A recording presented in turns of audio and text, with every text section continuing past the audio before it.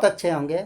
मैं आपका दोस्त टीचर अनूप कुमार केसरवानी। देखिए आपको स्क्रीन पर एक क्वेश्चन दिख रहा होगा। ये क्वेश्चन एमपी बोर्ड में हर साल आता है, ठीक है ना। तो चलिए देखते हैं इसको कैसे सॉल्व करेंगे।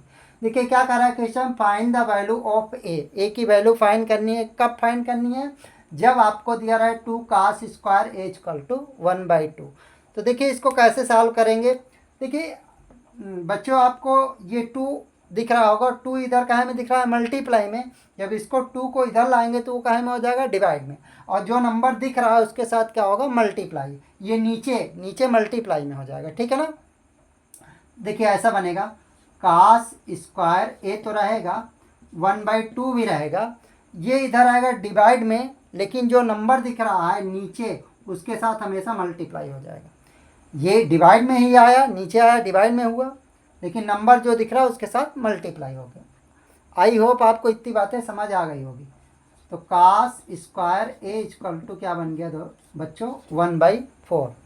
अब आपको एक चीज़ ये समझ अच्छे से पता है कि जब स्क्वायर इधर रहता है, स्क्वायर हटाते हैं तो इधर क्या आ जाता है दोस्तों, अंडर रूट की साइन आ जाती है। तो इसको आप ऐसे लिख सकते हैं, कास ए इक्वल टू अंडर रूट 1/4।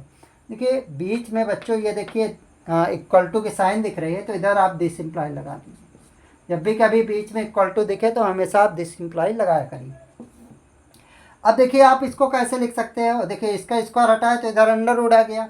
तो कास ए इक्वल टू अंडर रूट तो रहेगा अभी, इसको हम ऐसे ब्रेक कर सकते हैं, 1/2 इंटू 1/2 लिख सकते हैं। देखिए 4 लिखा हुआ ही चीज़ है, 4 को क्या लिख सकते हो, 2 2 जा 4, 1 इंटू 1 ऐसे लिखने से क्या हो जाएगा बच्चों, देखिए एक पेयर निकल के आ जाएगा। आपको ये पता है जब स्क्वायर रूट की साइन रहती है तो 2 का क्या बनाते हैं, पेयर बनाते हैं। तो देखिए 2 का एक पेयर बन जाएगा, और जो पेयर बना है उसमें से 2 में से एक बाहर निकलेगा और अंडर रूट की साइन क्या हो जाएगी, हट जाएगी। तो आप इसको ऐसे लिख सकते हैं, कास ए इक्वल टू 1/2।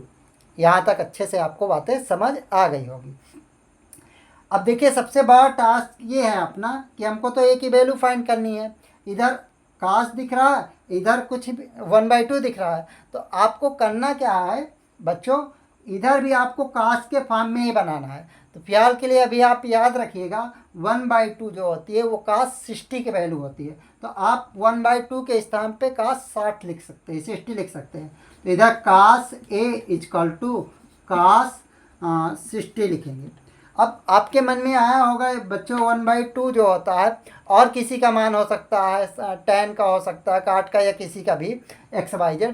तो आपको ये समझना है कि क्योंकि आपको कास के ही फॉर्म में क्यों लिखें, क्योंकि कास से कास इसको कैंसिल आउट कर देगा, ठीक ना, इसलिए इसको कास में ही लिखेंगे हमेशा दोस्तों। अगर ये साइन में होता है तो इधर साइन के फॉर्म में ही लिखा जाता।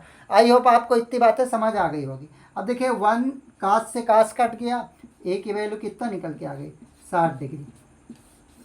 आई हो आपको ये क्वेश्चन समझ आ गया होगा। वीडियो आपको कैसे लगी बच्चों, आप कमेंट बॉक्स में बताइएगा। तब तक अपना ध्यान रखिएगा। Take care, bye bye.